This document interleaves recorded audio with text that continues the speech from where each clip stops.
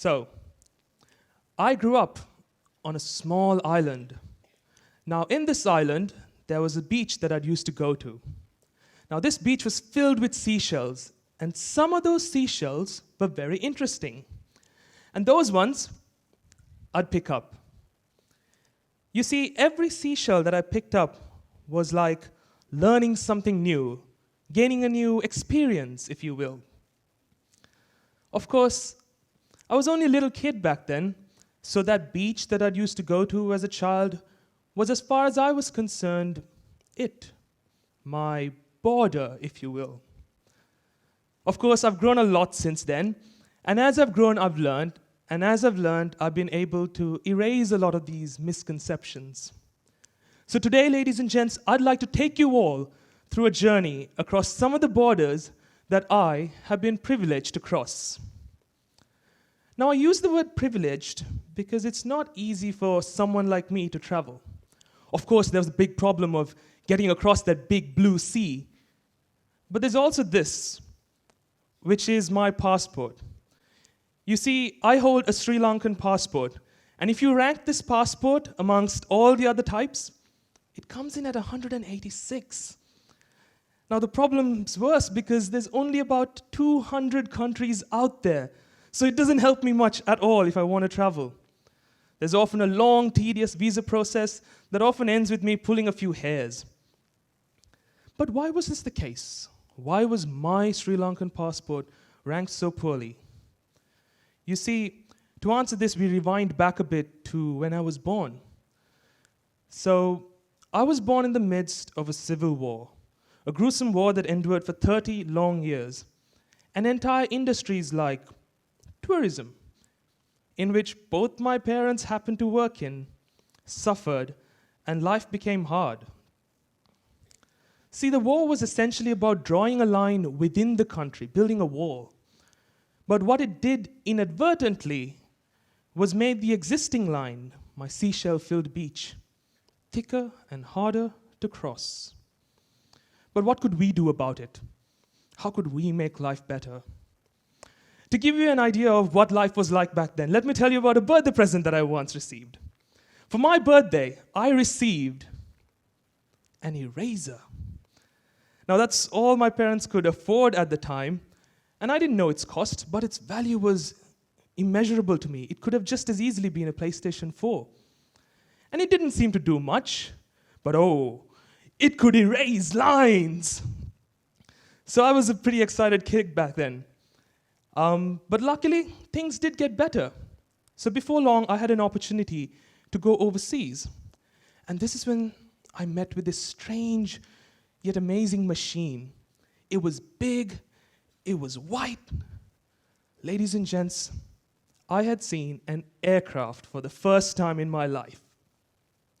Now, being that little kid, I still didn't understand how this worked. So, how does it work? How does it fly? Wait a second, can I fly it?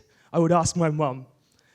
And her trying to explain to me, she would tell me that this large bus of sorts would be able to take us places. Places where the food was different, I was told. Places where the people were different. Places where life was better because there was no war. So it's then that I realized that no matter how great a wall someone builds, this aircraft thing could simply hop over. So drawing the link there, I kind of knew what I wanted for my next birthday. So, in all of this, we were boarding the aircraft, and I realized my mom actually failed to explain to me how it actually flew. So I kept pestering her. And then she kind of settled for the easier answer. It's a lot of very important magic. Now shut up and buckle up, stay quiet you. So I said, okay, I had to listen to Mom. Anyway, undeterred to find this magic behind flight, many years later, I got my passport stamped, I hopped on an aircraft, and I flew off to Melbourne, Australia.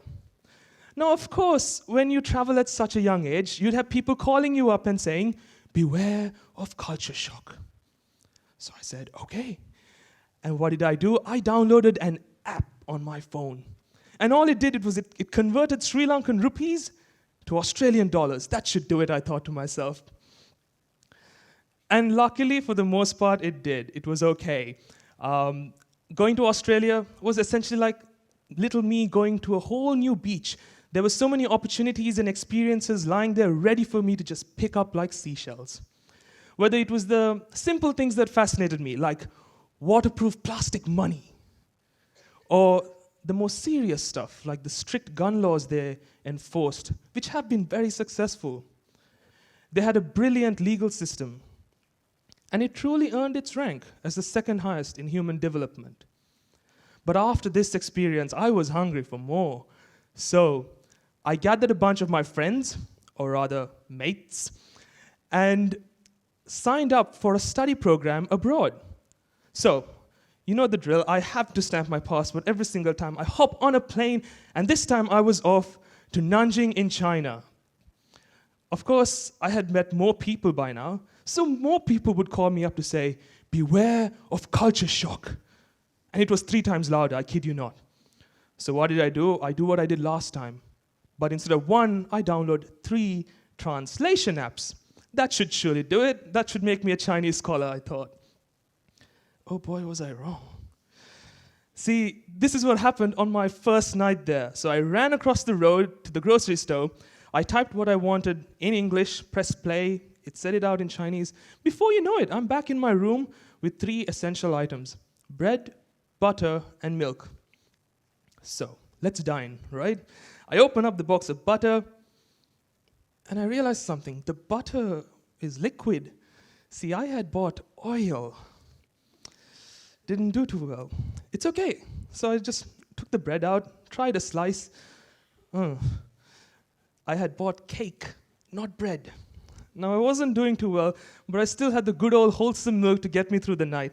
So I open up the carton, take a big gulp. See, it was a lot thicker than milk. I had bought yogurt, thinking it was milk. Luckily, I had swiped an apple from the aircraft on the way, so I didn't actually starve that night. But it was evident that me and my friends had to get basic Mandarin lessons. And this was interesting because this is the first time that I was forced to learn a new skill or pick up a seashell of that sort. It was necessity for survival.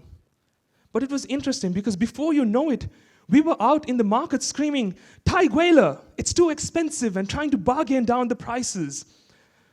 Or in our spare time, we'd be learning more useful phrases for day-to-day life, like, "Ni hao, wo xi huan mei niu."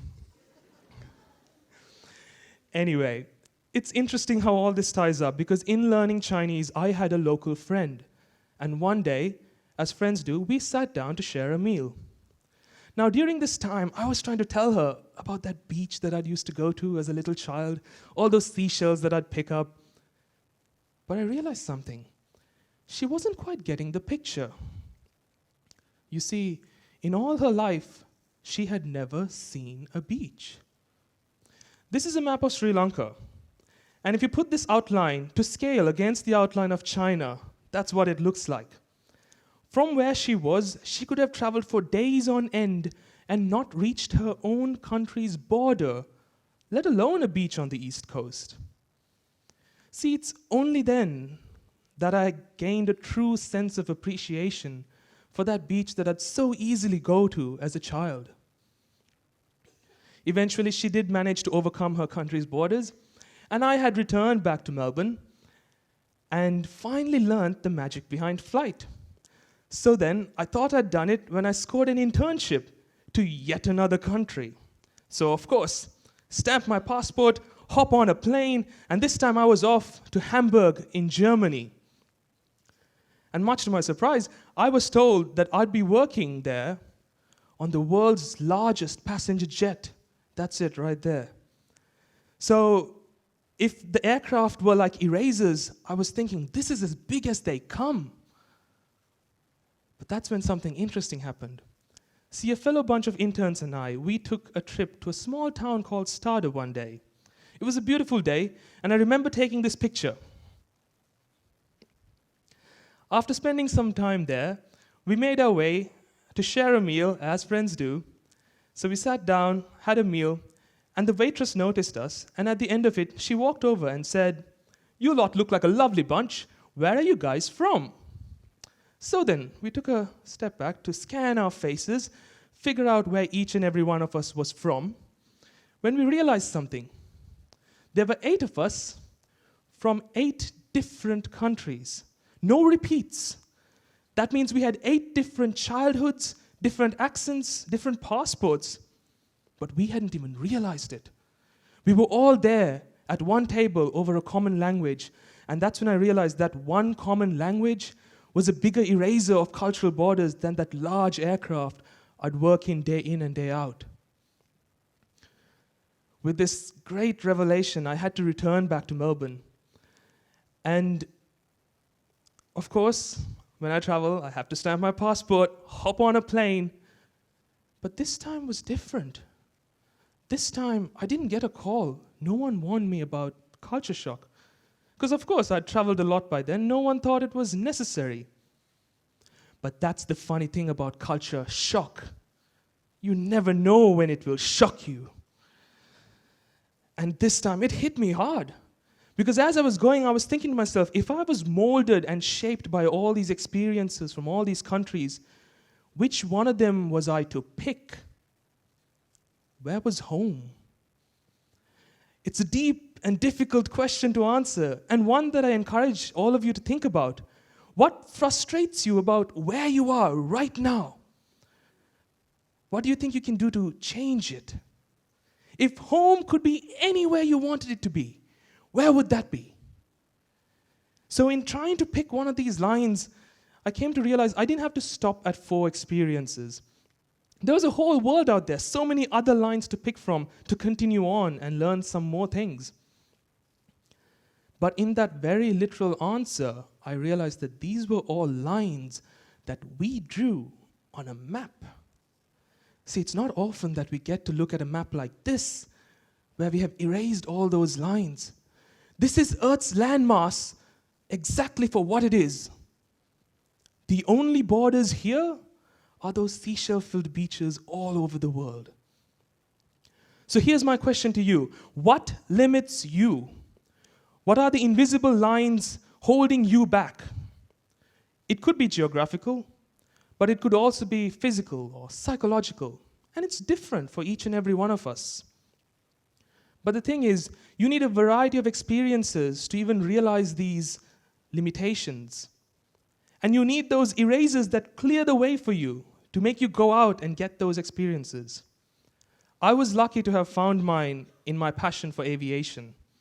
But we've seen today that that's not the only eraser out there. It could have just as easily been that language, that song, that meal. So, there are so many beaches out there, there are so many places, so many experiences that you can get. These seashells are all out there waiting for you to pick them up.